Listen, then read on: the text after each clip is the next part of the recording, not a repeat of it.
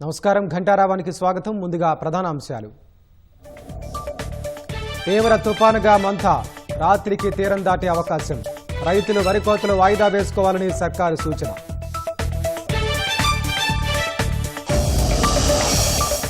మాజీ మంత్రి హరీష్ రావు తండ్రి సత్యనారాయణ మృతి. సంతాపం తెలిపిన కేసీఆర్, రేవంత్ రెడ్డి సహా ప్రముఖులు.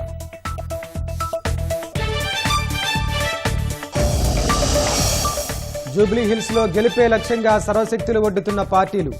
సాయంత్రం 4 నుంచి 8 వరకు 52 చోట్ల బీజేపీ ప్రచారం. 3 ఏళ్లలో 3.33 లక్షల మందికి గాయాలు, 39 మంది మృతి. రాష్ట్ర వ్యాప్తంగా కుక్కకాటుపై సుప్రీంకోర్టుకు ప్రభుత్వం నివేదిక. రష్యా చమురుపై అమెరికా వైఖరిని తప్పుపట్టిన జైశంకర్. దేశాన్ని బట్టి నిబంధనలు పెడుతోందని విమర్శలు.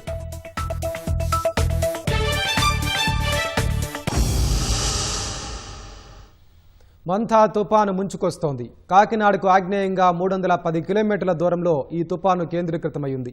గంటకు 17 కిలోమీటర్ల వేగంతో కదులుతున్న తుపాను మరికొద్దిసేపట్లో తీవ్ర తుపానుగా రూపాంతరం చెందుతుందని వాతావరణ శాఖ అంచనా వేస్తోంది. ఈ సాయంత్రం లేదా రాత్రికి కాకినాడ సమీపంలో తీరం దాటనున్న మంథా దాదాపు 18 గంటల పాటు ప్రభావం చూపనుంది. కోస్తా జిల్లాల్లో అత్యంత భారీ వర్షాలు కురుస్తాయని భారత వాతావరణ శాఖ హెచ్చరించింది.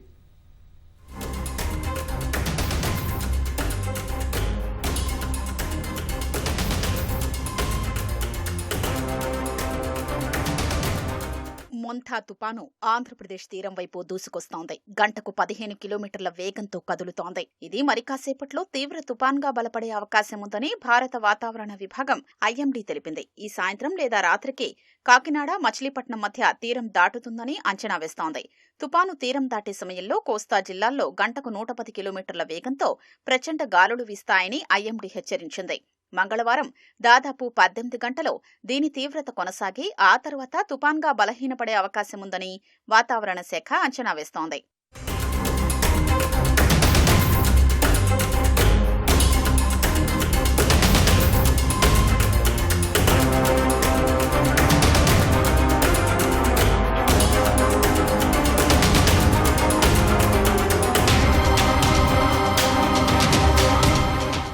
ఏపీ వ్యాప్తంగా సోమవారం ఉదయం నుంచి తుపాను ప్రభావం మొదలైంది. కాకినాడ సహా అంబేద్కర్ కోనసీమ, విశాఖ, అనకాపల్లి, శ్రీకాకుళం, పార్వతీపురం, మన్యం జిల్లాల్లో వర్షాలు కురుస్తున్నాయి. కాకినాడ జిల్లా ఉప్పాడ తీరంలో కెరటాలు ఎగిసిపడుతున్నాయి. తుపాను ప్రభావంతో విశాఖ, శ్రీకాకుళం జిల్లాల్లో పలుచోట్ల సోమవారం భారీ వర్షాలు కురిశాయి. లోతట్టు ప్రాంతాలు జలమయమయ్యాయి.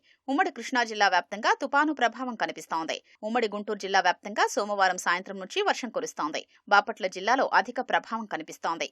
మంగళ, బుధవారాల్లో శ్రీకాకుళం, పార్వతీపురం, మన్యం, విజయనగరం, విశాఖ, అల్లూరి సీతారామరాజు, అనకాపల్లి, కాకినాడ, తూర్పుగోదావరి, అంబేద్కర్ కోనసీమ, పశ్చిమ గోదావరి, ఏలూరు, కృష్ణా, ఎన్టీఆర్, గుంటూరు, పల్నాడు, ప్రకాశం, బాపట్ల జిల్లాలతో పాటు యానాంలో భారీ నుంచి అత్యంత భారీ వర్షాలు కురుస్తాయని వాతావరణ శాఖ హెచ్చరించింది. నెల్లూరు, తిరుపతి, కడప, అన్నమయ్య, నంద్యాల జిల్లాల్లో భారీ నుంచి అతి భారీ వర్షాలు, చిత్తూరు, కర్నూలు, సత్యసాయి, అనంతపురం జిల్లాల్లో భారీ వర్షాలు కురవచ్చని అమరావతి వాతావరణ కేంద్రం తెలిపింది. కొన్ని ప్రాంతాల్లో 20 సెంటీమీటర్ల కంటే ఎక్కువ వర్షపాతం నమోదు కావచ్చని వెల్లడించింది. నేడు 17 జిల్లాలకు రెడ్ అలర్ట్ ప్రకటించారు. 5 జిల్లాల్లో ఆరెంజ్ అలర్ట్, మరో 4 జిల్లాలకు ఎల్లో అలర్ట్ జారీ చేశారు.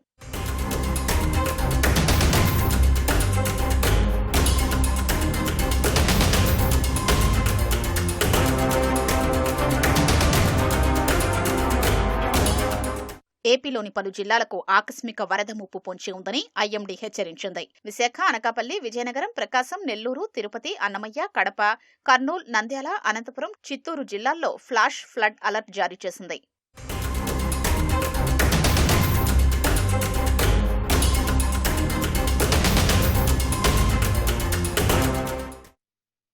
మంథా తుపాన్ రాష్ట్రంపై ప్రభావం చూపే అవకాశం ఉండటంతో సర్కార్ అప్రమత్తమైంది. ఈ ఏడాది ఖరీఫ్ మార్కెటింగ్ సీజన్లో ధాన్యం సహా వరి, పత్తి, మొక్కజొన్న, సోయాబీన్ దెబ్బతినకుండా ప్రత్యేక జాగ్రత్తలు తీసుకోవాలంటూ కలెక్టర్లను ఆదేశించింది. సీఎం ఆదేశాలతో హైదరాబాద్ నుంచి మంత్రులు ఉత్తమ్ కుమార్ రెడ్డి, తుమ్మల నాగేశ్వరరావు జిల్లా కలెక్టర్లు, ఇతర అధికారులతో వీడియో కాన్ఫరెన్స్లో సమీక్షించారు. వర్షాల ప్రభావంతో పంటలు తడిసి దెబ్బతినే ప్రమాదం పొంచి ఉన్న దృష్ట్యా 2-3 రోజుల పాటు ఆ పనులు వాయిదా వేసుకోవాలని మంత్రులు సూచించారు. మొంతా తుఫాను ప్రభావంతో రాష్ట్రంలో భారీ నుంచి అతి భారీ వర్షాలు కురిసే అవకాశమున్నట్లు వాతావరణ శాఖ తెలిపింది. పలు జిల్లాలకు హెచ్చరికలు జారీ చేసింది. ఈ నేపథ్యంలోనే రాష్ట్రంలోని రైతులెవరూ నష్టపోవద్దని సీఎం రేవంత్ రెడ్డి సూచించారు. రాష్ట్రంలో తుఫాను ప్రభావంపై ఆరా తీసిన సీఎం రైతులు, లోతట్టు ప్రాంతాల ప్రజలు అప్రమత్తంగా ఉండాలని సూచించారు. అధికారులంతా అనుక్షణం విధి నిర్వహణలో చిత్తశుద్ధితో పనిచేయాలని ఆదేశాలు జారీ చేశారు.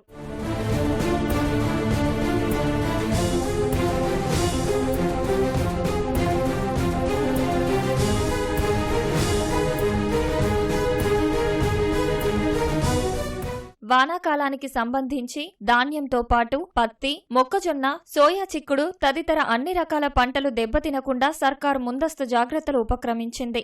ముఖ్యమంత్రి ఆదేశాలతో డాక్టర్ మర్రి చెన్నారెడ్డి మానవ వనరుల అభివృద్ధి సంస్థలో పౌర సరఫరాల శాఖ మంత్రి ఉత్తమ్ కుమార్ రెడ్డి, వ్యవసాయ శాఖ మంత్రి తుమ్మల నాగేశ్వరరావు, జిల్లా కలెక్టర్లు, ఆయా శాఖల అధికారులతో వీడియో కాన్ఫరెన్స్ నిర్వహించారు.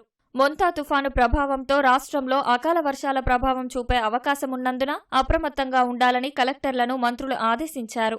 ధాన్యం కొనుగోళ్ల ప్రక్రియపై తుఫాను ప్రభావం పడకుండా చూడడం సహా ఎట్టి పరిస్థితుల్లోనూ రైతాంగం నష్టపోకుండా జాగ్రత్తలు తీసుకోవాలని సూచించారు. దక్షిణ పంట కొనేదానికి సిసిఐ గాని అదేవిధంగా ఎఫ్సిఐ గాని ఎవరు కూడా ముందుకొచ్చే పరిస్థితి లేదు. మార్కెట్కి వచ్చిన ధాన్యాన్ని ఇమ్మీడియట్ గా కాటాలేసి ట్రాన్స్పోర్ట్ చేసి గోడౌన్లకు చేర్చమని చెప్పాం. అదేవిధంగా ఉన్నదాన్ని టార్పాలిన్స్ తోటి ప్రొటెక్ట్ చేయమని చెప్పాం. రైతులు అదేవిధంగా అధికార యంత్రాంగం సమన్వయంతో మీ యొక్క పంటను కాపాడుకోవాలి, లేకపోతే ఎక్కువ రైతులకు నష్టం జరుగుద్ది. అన్ని డిపార్ట్మెంట్ల అధికారులను అలర్ట్ చేశాం. ఆ మార్కెట్లో కావాల్సినటువంటి ఎక్విప్మెంట్ అంతటినీ కూడా సరఫరా చేశాం. కాబట్టి దయచేసి రైతులు సహనంతో ఉండాలి. అధికారులు ప్రతినిత్యం జాగరూకతతో ఉండి రైతాంగాన్ని కాపాడాలని చెప్పి విజ్ఞప్తి. ఢిల్లీ నుంచి కేంద్ర వ్యవసాయ శాఖ మంత్రి శివరాజ్ సింగ్ చౌహాన్తో జరిగిన వీడియో కాన్ఫరెన్స్లో మంత్రి తుమ్మల నాగేశ్వరరావు పాల్గొన్నారు. పత్తి తేమ 8 నుంచి 12% నిర్ణయించగా దాన్ని 17 నుంచి 18% సడలించి రైతులకు ఉపశమనం కలిగించాలని కోరారు. ప్రైజ్ సపోర్ట్ స్కీమ్ కింద చేపట్టనున్న పంటల కొనుగోలుకు వెంటనే అనుమతులు ఇవ్వాలని కేంద్ర మంత్రిని కోరారు. రాష్ట్రంలో పెసర మినుము 100%, సోయాబీన్ పంట 50% వరకు కనీస మద్దతు ధర కింద కొనుగోలుకు అనుమతులివ్వాలని విజ్ఞప్తి చేశారు. మొక్కజొన్న, జొన్న, ఇతర పంటలని మద్దతు ధర పథకంలో చేర్చాలని విజ్ఞప్తి చేసిన మంత్రి కేంద్రం నుంచి ఏ స్పందన రాకపోయినా రాష్ట్ర ప్రభుత్వమే అన్ని రకాల పంటలను మద్దతు ధరకు కొనుగోలు చేస్తుందని రైతులకు భరోసానిచ్చారు. జూబ్లీహిల్స్ ఉప ఎన్నికను ప్రతిష్టాత్మకంగా తీసుకున్న కాంగ్రెస్ అధిష్టానం అత్యధిక మెజార్టీతో గెలిచేట్లు చూడాలని రాష్ట్ర నాయకత్వానికి స్పష్టం చేసినట్లు తెలుస్తోంది. ఈ నెల 31 నుంచి ప్రచారం చేసేందుకు ముఖ్యమంత్రి రేవంత్ రెడ్డి సిద్ధమవుతుండగా ఇప్పటికే పీసీసీ అధ్యక్షుడు మహేష్ కుమార్ గౌడ్, మంత్రులు సహా పార్టీ ముఖ్య నేతలంతా విస్తృతంగా ప్రచారం చేస్తున్నారు. జూబ్లీహిల్స్ ఉప ఎన్నిక గెలుపును అన్ని పార్టీలు సవాల్గా తీసుకున్నాయి. అయితే ముందు చూపుతో వ్యవహరించిన కాంగ్రెస్ పార్టీ గత 2-3 నెలలుగా నియోజకవర్గ వ్యాప్తంగా అభివృద్ధి, సంక్షేమ కార్యక్రమాలు నిర్వహించింది. 40 మంది ప్రచారకర్తల్లో ఒకరుగా ఉన్న సీఎం రేవంత్ రెడ్డి ఈ నెల 31 నుంచి నవంబర్ 5 వరకు జూబ్లీహిల్స్ నియోజకవర్గంలో ప్రచారం చేయనున్నారు.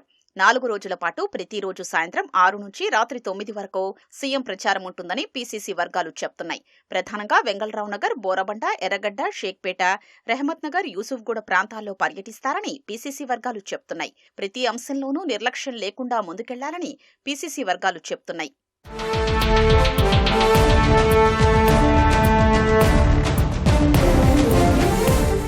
కొద్ది రోజులుగా మంత్రులు పొన్నం ప్రభాకర్, వివేక్ వెంకటస్వామి, తుమ్మల నాగేశ్వరరావు విస్తృతంగా పర్యటించి నియోజకవర్గంలో ప్రజా సమస్యల పరిష్కారానికి కృషి చేస్తున్నారు. మరో 20 మంది కార్పొరేషన్ల చైర్మన్లను ఇన్ఛార్జీలుగా వేసి క్షేత్రస్థాయి స్థితిగతుల్ని పూర్తిగా తెలుసుకున్నారు. మౌలిక వసతుల కల్పనకు అవసరమైన నిధులు విడుదల చేశారు. ఎన్నికల్లో గెలుపుపై పీసీసీ అధ్యక్షుడు మహేష్ కుమార్ గౌడ్, రాష్ట్ర వ్యవహారాల ఇన్ఛార్జ్ మీనాక్షి నటరాజన్, ఉప ముఖ్యమంత్రి భట్టి, సీఎం సలహాదారుడు వేం నరేందర్ రెడ్డి ఎన్నికల బాధ్యులతో బేగంపేటలో సమావేశమయ్యారు. నాయకులంతా సమిష్టిగా కృషి చేసి అధిక మెజారిటీ వచ్చేట్లు చూడాలని దిశానిర్దేశం చేశారు. చిన్నపాటి నిర్లక్ష్యాన్ని సైతం సహించబోమని స్పష్టం చేశారు. ఉప ఎన్నికలో కాంగ్రెస్ కు మద్దతుగా జూబ్లీహిల్స్ క్లబ్ లో జరిగిన క్రైస్తవ ఆత్మీయ సమ్మేళనానికి పీసీసీ అధ్యక్షుడు సహా పలువురు మంత్రులు హాజరయ్యారు. బీఆర్ఎస్ పార్టీకి జూబ్లీహిల్స్ ఉప ఎన్నికలు ఫైనల్ పరీక్ష అని మహిళా corporation chairman Shobharani, Aryavysya corporation chairman Kalva Sujatha ఆరోపించారు. ఎలక్షన్ కోడ్ను ఉల్లంఘిస్తున్నారంటూ మాగంటి సునీతపై ఎమ్మెల్సీలు అద్దంకి దయాకర్, బల్మూరి వెంకట్ రిటర్నింగ్ ఆఫీసర్ కార్యాలయంలో ఫిర్యాదు చేశారు. జూబ్లీహిల్స్ ఉప ఎన్నికల్లో బీజేపీ గేర్ మార్చింది. ఎన్నికలు సమీపిస్తున్న తరుణంలో ప్రచారంలో దూకుడు పెంచాలని భావిస్తోంది. అందులో భాగంగా ఉత్తరప్రదేశ్ సీఎం యోగి ఆదిత్యనాథ్ మార్క్ ప్రచారాన్ని తెలంగాణలోనూ చేపట్టి ప్రజలకు చేరువవ్వాలని యోచిస్తోంది. యూపీ ఎన్నికల్లో ప్రచారం చేపట్టిన తరహాలో దూకుడు పెంచాలని నిర్ణయించింది. నేడు జూబ్లీహిల్స్ సెగ్మెంట్లో ఒకేసారి 52 చోట్ల ప్రచారానికి ప్రణాళిక రచించింది. సాయంత్రం 4 గంటల నుంచి రాత్రి 8 గంటల వరకు విస్తృతంగా ప్రచారం చేయాలని కమలం పార్టీ నిర్ణయించింది. ఈ ప్రచారంలో నేతలంతా పాల్గొనాలని రాష్ట్ర నాయకత్వం ఆదేశించింది. జూబ్లీహిల్స్ ఉప ఎన్నిక ప్రచారానికి పోలింగ్ బూత్ డివిజన్లని 78 శక్తి కేంద్రాలుగా బీజేపీ విభజించుకుంది. ఒక్కో శక్తి కేంద్రంలో 6 నుంచి 8 పోలింగ్ బూతులు ఉండనున్నాయి. ఏ పోలింగ్ బూతులో ఎవరు ప్రచారంలో పాల్గొనాలనే అంశంపై బీజేపీ రాష్ట్ర నాయకత్వం జాబితా సిద్ధం చేసినట్లు తెలిసింది. ఇప్పటికే పలువురు లీడర్లకు వాటికి సంబంధించిన వివరాలు పంపించినట్లు సమాచారం. కాంగ్రెస్, బీఆర్ఎస్తో పోలిస్తే అభ్యర్థి ప్రకటన నుంచి ప్రచారం వరకు అన్ని అంశాల్లో బీజేపీ వెనుకబడింది. దీంతో పార్టీపై విమర్శలు వస్తున్న నేపథ్యంలో తాము ఎందులోనూ తక్కువ కాదని నిరూపించి సత్తా చాటాలని కమలం పార్టీ నిర్ణయించుకుంది.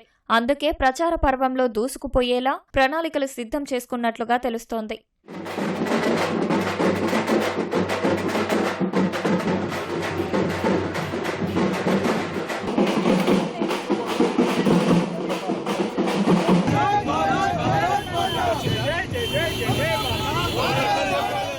జూబ్లీహిల్స్ సెగ్మెంట్లో ఇవాళ విస్తృతంగా మహాపాదయాత్రలు చేపట్టి ఎక్కడికక్కడ ప్రజలను కమలదళం ఓట్లు అభ్యర్థించనుంది. బీజేపీకి చెందిన కేంద్ర మంత్రులు, ఎంపీలు, ఎమ్మెల్యేలు, ఎమ్మెల్సీలు, రాష్ట్ర నాయకులు, కార్పొరేటర్లు సాయంత్రం నుంచి రాత్రి 8 గంటల వరకు పాదయాత్ర చేయనున్నట్లు పార్టీ వర్గాలు తెలిపాయి. పాదయాత్ర ద్వారా బస్తీలోని ప్రజలను నేరుగా కలవడంతో పాటు వారి సమస్యలను తెలుసుకోనున్నారు. అనంతరం ప్రధాన కూడళ్ల వద్ద వీధి సమావేశాలు నిర్వహించనున్నారు. అందులో గత బీఆర్ఎస్ 10 ఏళ్ల పాలన, 2 ఏళ్ల కాంగ్రెస్ పాలనపై ఎండగట్టనున్నట్లు పార్టీ వర్గాలు తెలిపాయి. మోదీ సంక్షేమ పథకాలు, సాహసోపేతమైన నిర్ణయాలు, రాష్ట్రానికి కేటాయించిన నిధులపై ప్రజలకు వివరించనున్నారు. గతంలో బీఆర్ఎస్ చేసినట్లే ఇప్పుడు ఎంఐఎంను పెంచి పోషిస్తూ కాంగ్రెస్ నేతలు సంతుష్టి రాజకీయాలు చేస్తున్నారని ఎంపీ లక్ష్మణ్ ఆరోపించారు. జూబ్లీహిల్స్ ఉప ఎన్నిక బీజేపీ, ఎంఐఎం మధ్య పోటీగా రాష్ట్ర అధ్యక్షుడు రామచంద్రరావు అభివర్ణించారు. జూబ్లీస్ లో రేపు కాంగ్రెస్ పార్టీని గెలిపిస్తే ఇక్కడ రాష్ట్రంలో వాళ్ళు 6 గ్యారంటీలు ఏం చేయలేకపోయారు. కానీ వీళ్ళు జూబ్లీస్ లో గెలిస్తే మొట్టమొదటి జంట నగరాల్లోని రౌడీ షీటర్లకు కేసులు ఎత్తివేత, వసూళ్లకు హప్తా వసూళ్లకు రౌడీ షీటర్లకు ప్రత్యేక లైసెన్స్ జారీ, వాళ్ళ సెకండ్ గ్యారంటీ. తర్వాత బెదిరింపులు, దౌర్జన్యాలపై కేసులు నమోదు లేవు.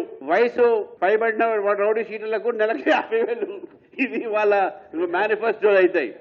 రౌడీ షీటర్ల ప్రత్యేక కార్పొరేషన్ ఏర్పాటు, భూ కబ్జాలకు, సెటిల్మెంట్లకు ప్రత్యేకమైనటువంటి ఒక లైసెన్స్ జారీ. ఇది మొత్తం కాంగ్రెస్ మేనిఫెస్టో. ఒకవైపు law and order, gun culture పెరుగుతా ఉంటే మీరు అక్కడ ఎంఐఎంతో కలిసి ఈరోజు శాంతి భద్రతలు కూడా మొత్తం దెబ్బతీసే ప్రయత్నం చేస్తున్నారు. రాష్ట్రంలో డబుల్ ఇంజిన్ సర్కార్ అధికారంలోకి రావాలంటే జూబ్లీహిల్స్ విజయంతో పునాది పడాలని పార్టీ నాయకత్వం భావిస్తోంది. అతి త్వరలో జీహెచ్ఎంసీతో పాటు స్థానిక సంస్థల ఎన్నికలున్న నేపథ్యంలో ఈ ఎన్నికలో తమదైన మార్కును చూపి ముందుకెళ్లాలని బీజేపీ భావిస్తోంది. రాష్ట్రంలోని కాంగ్రెస్, బీజేపీలపై విమర్శలు గుప్పిస్తూ బీఆర్ఎస్ సైతం ప్రచారంలో దూసుకుపోతోంది. జూబ్లీహిల్స్ నియోజకవర్గంలోని రెహబత్ నగర్ డివిజన్ బంగారు మైసమ్మ బస్తీలో మాజీ మంత్రులు శ్రీనివాస్ గౌడ్, నిరంజన్ రెడ్డి, మాజీ ఎమ్మెల్యేలు ఇంటింటి ప్రచారం నిర్వహించారు. యూసఫ్గూడ డివిజన్లో మాజీ ఎమ్మెల్యే విష్ణువర్ధన్ రెడ్డి ప్రచారం చేశారు. మాగంటి సునీత, గోపీనాథ్ను గెలిపించాలని అభ్యర్థించారు. ముఖ్యమంత్రి రేవంత్ రెడ్డి దింపుడు కళ్లెం ఆశతో జూబ్లీహిల్స్ ఉప ఎన్నికలో స్వతంత్ర అభ్యర్థులను పోటీలో పెట్టారని మాజీ మంత్రి హరీష్ రావు విమర్శించారు. రోడ్ రోలర్, చపాతీ మేకర్, సబ్బుపెట్టె గుర్తులతో జాగ్రత్తగా ఉండాలని సూచించారు. తెలంగాణ భవన్లో జరిగిన రజక ఆత్మీయ సమ్మేళనంలో పాల్గొన్న మాజీ మంత్రి సమక్షంలో పలువురు నేతలు బీఆర్ఎస్లో చేరారు. జూబ్లీహిల్స్లో కాంగ్రెస్ పార్టీని ఓడిస్తేనే రాష్ట్ర ప్రజలకు లాభం జరుగుతుందని హరీష్ రావు అన్నారు. కాంగ్రెస్ వాళ్ళు ఏం చేశారంటే మనను ముసలోళ్ళంతా కేసీఆర్ అంటారు. ఎందుకంటే 2000 పింఛన్తో ఇక కనబడక ఎవరన్నా రోడ్ రోలర్ను కారు అనుకొని వస్తా ఇక్కిరి, ఆ చపాతీ మేకర్ కూడా కారు లెక్కనే ఉంటుంది, దానికి వస్తా ఇక్కిరి, ఓ సబ్బు పెట్టి ఉంటుంది కారు లెక్క, దానికి వస్తా ఇక్కి అని అన్ని గుర్తులు పెట్టిర్రు. ఉపాయం చేసి ఇండిపెండెంట్లతో పెట్టి ఆ గుర్తులన్నీ పెట్టిర్రు. ఏమన్నా కొన్ని ఓట్లు చిత్తిపోతే బాగుండు బీఆర్ఎస్ వాళ్ళు, కొన్ని ఖరాబ్ అయితే మేమేమన్నా బయటపడకపోతామా అని ఏదో అంటారు చూడు దింపుడు గల మాష, రేవంత్ రెడ్డి దింపుడు గల మాష. నిజానికి సునీతకి ఒక్కతే గెలిస్తే గవర్నమెంట్ వస్తుందా బీఆర్ఎస్? రేపేం కేసీఆర్ ముఖ్యమంత్రి కాడు కదా, రేవంత్ రెడ్డి తెల్లారి దిగిపోడు కదా. కానీ రేవంత్ రెడ్డికి అర్థం కావాలి. బీఆర్ఎస్ సీనియర్ నేత మాజీ మంత్రి తన్నీరు హరీష్ రావు ఇంట తీవ్ర విషాదం నెలకొంది. హరీష్ రావు తండ్రి తన్నీరు సత్యనారాయణ కన్నుమూశారు. గత కొంతకాలంగా అనారోగ్యంతో బాధపడుతున్న సత్యనారాయణ ఇవాళ వేకువజామున మృతి చెందారు. ఆయన పార్థివ దేహాన్ని హైదరాబాద్ క్రిన్స్ విల్లాస్లో సందర్శనార్థం ఉంచారు. ఇవాళ మధ్యాహ్నం మహాప్రస్థానంలో సత్యనారాయణ అంత్యక్రియలు నిర్వహించనున్నారు. హరీష్ రావు తండ్రి మృతి పట్ల బీఆర్ఎస్ అధినేత కేసీఆర్, ముఖ్యమంత్రి రేవంత్ రెడ్డి, మంత్రులు భట్టి విక్రమార్క, పొన్నం ప్రభాకర్, జాగృతి అధ్యక్షురాలు కల్వకుంట్ల కవిత సహా ప్రముఖులు సంతాపం తెలియజేశారు. హరీష్ రావు కుటుంబానికి ప్రగాఢ సానుభూతి తెలిపారు.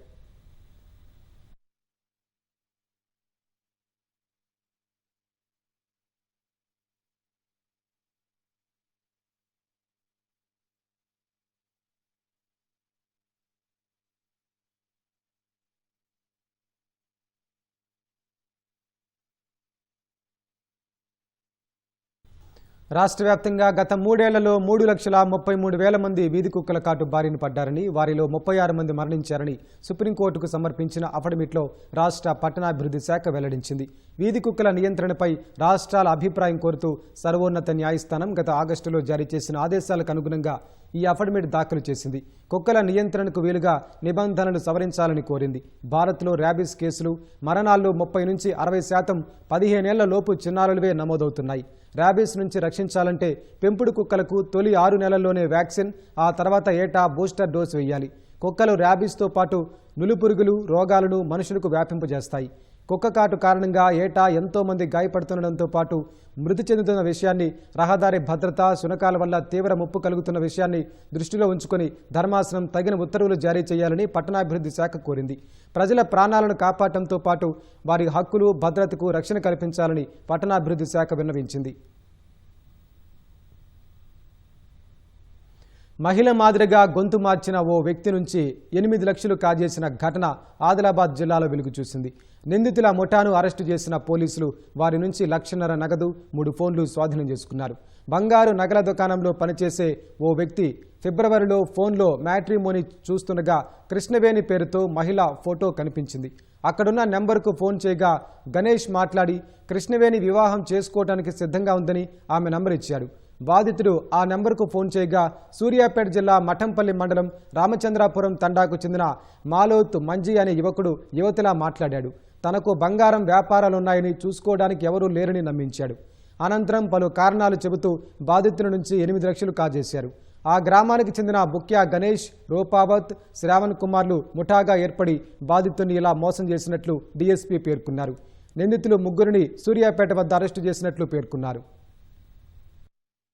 మాలోత్ మంజీ, బుక్యా గణేష్, ఇంకో ఆయన థర్డ్ రూపావత్, శ్రావణ్ కుమార్, వీరు 3 పెద్ద ఎత్తున డబ్బులు సంపాదించాలనే ఉద్దేశం కొద్దీ ఈ మాలోత్ మంజీ అనే పర్సన్ కృష్ణవేణి ఒక అమ్మాయి మాట్లాడినట్టు ఫిర్యాదుదారులతో మాట్లాడడం ప్రారంభించారు. ఈ విధంగా ఫిబ్రవరి నుంచి 23 అక్టోబర్ 2025 వరకు దాదాపు 8 లక్షల రూపాయలు వీరు ఫోన్పే ద్వారా ఫిర్యాదుదారు నుంచి తీసుకోవడం జరిగింది. తర్వాత ఇతను డౌట్ వచ్చింది, మరి ఆమెను చూపియండి, ఓన్లీ మీరు టోనే మాట్లాడిస్తారు కదా, ఆమెను ఒకసారి వీడియో చూపియండి అంటే వాళ్ళకు ఛాన్స్ లేక తప్పించుకోవడం ప్రారంభించారు. అప్పుడు మాకు ఈ ఫిర్యాదు చేయడంతో 3 నిన్న అరెస్ట్ చేసుకుని ఈరోజు మార్నింగ్ 1 టౌన్ ప్లేస్ తీసుకురావడం జరిగింది. కరీంనగర్ జిల్లా నుస్తులాపూర్ వద్ద రోడ్డు ప్రమాదం జరిగింది.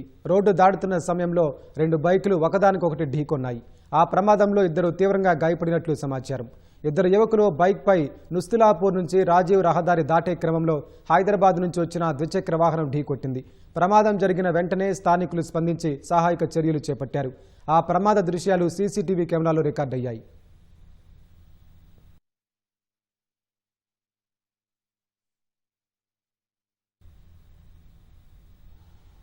బస్సు ప్రమాదంలో కాలు పోయి కుటుంబ పోషణ భారమైందని నిజామాబాద్ కలెక్టర్ ప్రజావాణిలో బాధితుడు ఫిర్యాదు చేశాడు.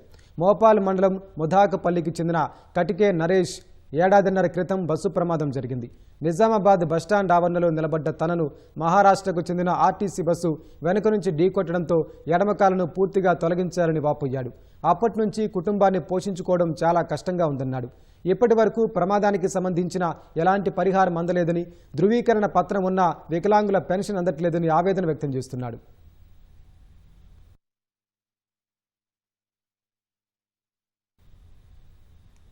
దేశంలో 9 రాష్ట్రాలు 3 కేంద్రపాలిత ప్రాంతాల్లో ఎన్నికల సంఘం తలపెట్టిన ఓటర్ల జాబితా సమగ్ర సవరణ ఎస్ఐఆర్పై ప్రతిపక్షాలు పలు ప్రశ్నలు లేవనెత్తాయి. ఓటరు జాబితాల సవరణలో ఈసీ విశ్వసనీయత ప్రశాంతకంగా ఉందని, ఓటర్లు గాని విపక్షం గాని సంతృప్తి వ్యక్తం చేయడం లేదని కాంగ్రెస్ పేర్కొంది. బీహార్లో ఒక్క ఓటర్ను చేర్చకపోగా 65 లక్షల ఓట్లను తొలగించినట్లు ఆ పార్టీ సీనియర్ నేత పవన్ ఖేడా ఎక్స్ వేదికగా ఓ వీడియో సందేశాన్ని పోస్టు చేశారు. ఎస్ఐఆర్ ద్వారా బీహార్ను ప్రజాస్వామ్యాన్ని కూనీ చేసే ప్రయోగశాలగా మార్చారని ఆరోపించారు. ఓటర్ల సవరణతో తమకెలాంటి ఇబ్బంది లేదని, ఈ పేరుతో అర్హులైన ఓటర్లను తొలగించడానికి ఎలాంటి ప్రయత్నం జరిగినా ప్రజాస్వామ్యయుతంగా అడ్డుకుంటామని తృణమూల్ కాంగ్రెస్ తెలిపింది. కేంద్రం దేశ ప్రజాస్వామ్య నిర్మాణాన్ని దెబ్బతీయడానికి ప్రయత్నిస్తోందని సమాజ్వాదీ పార్టీ మండిపడింది. అటు సిపిఎం మాత్రం భిన్నంగా స్పందించింది. ఎస్ఐఆర్ని అనుసరించి పశ్చిమ బెంగాల్లో ఓటర్ల జాబితాను పారదర్శకంగా ప్రచురించాలని డిమాండ్ చేసింది. కానీ కేరళలో అధికారంలో ఉన్న సిపిఎం దురుద్దేశాలతోనే రాష్ట్రంలో ఎస్ఐఆర్ను త్వరగా అమలు చేయాలని కేంద్రం చూస్తోందని ఆరోపించింది. ఎస్ఐఆర్పై నవంబర్ 2న అఖిలపక్ష సమావేశం ఏర్పాటు చేయనున్నట్లు తమిళనాడు సీఎం ఎంకే స్టాలిన్ వెల్లడించారు. ఓటు హక్కు కోల్పోవడాన్ని వ్యతిరేకిస్తామని, ఓట్ల దొంగతనాన్ని తాము ఓడిస్తామని అన్నారు. ఎస్ఐఆర్పై ప్రతిపక్షాలు చేస్తున్న విమర్శలను బీజేపీ తిప్పికొట్టింది. ఎన్నికల్లో వరుస ఓటములకు సాకులు వెతుక్కోవడంలో భాగంగానే ఎస్ఐఆర్ను విపక్షం తప్పుపడుతోందని బీజేపీ ఆరోపించింది. విపక్షాలను అసంతృప్త ఆత్మల మందగా నిందించింది. ప్రతిపక్షాలు కపట బుద్ధి మారుపేరు అని బీజేపీ అధికార ప్రతినిధి షహబ్జాద్ పూనావాలా విమర్శించారు. కొన్ని రాష్ట్రాల్లో సవరణలు చేపట్టాలని డిమాండ్ చేస్తున్న వారే ఈ ప్రక్రియను ఇప్పుడు తప్పుపట్టడమేంటని ప్రశ్నించారు. అది రాజ్యాంగ విరుద్ధమన్న ప్రతిపక్షాలే మహారాష్ట్రలో స్థానిక ఎన్నికలకు ముందు ఎస్ఐఆర్ చేపట్టాలని డిమాండ్ చేస్తున్నాయని ఆరోపించారు. వారికి నిందలు వేయడానికి ఎవరో ఒకరు కావాలని, అందుకే ఈసీని లక్ష్యంగా చేసుకున్నారని మండిపడ్డారు. ప్రతిపక్షాలు ప్రజాస్వామ్యంపై దాడికి దిగాయని పూనావాలా ఆరోపించారు. రష్యా చమురు విషయంలో అమెరికా అనుసరిస్తున్న ద్వంద్వ వైఖరిని కేంద్ర విదేశాంగ మంత్రి జయశంకర్ తప్పుపట్టారు. ఇంధన కొనుగోలు విషయంలో ఒక్కో దేశం పట్ల ఒక్కో విధంగా వ్యవహరిస్తుండడంపై మండిపడ్డారు. ఆసియాన్ సదస్సులో మాట్లాడిన జయశంకర్ అమెరికా సెలెక్టివ్గా నిబంధనలు వర్తింపజేస్తోందంటూ వ్యాఖ్యానించారు. నీతులు చెప్పేవారు ఆచరణలో మాత్రం అందుకు భిన్నంగా వ్యవహరిస్తున్నారంటూ కేంద్ర మంత్రి ఆరోపించారు. ఓవైపు సరఫరా గొలుసులు క్షీణిస్తున్నాయని, మరోవైపు ఇంధన మార్కెట్లు కుంచుకుపోతున్నాయని జయశంకర్ అన్నారు. మరోవైపు టెక్నాలజీ, సహజ వనరుల కోసం పోటీ వంటి కఠిన సమయాన్ని ప్రపంచం చూస్తోందని పేర్కొన్నారు. మార్కెట్లో నెలకొన్న అసాధారణ పరిస్థితుల కారణంగా ఇంధన వాణిజ్యం తగ్గిపోతోందని ఆందోళన వ్యక్తం చేశారు.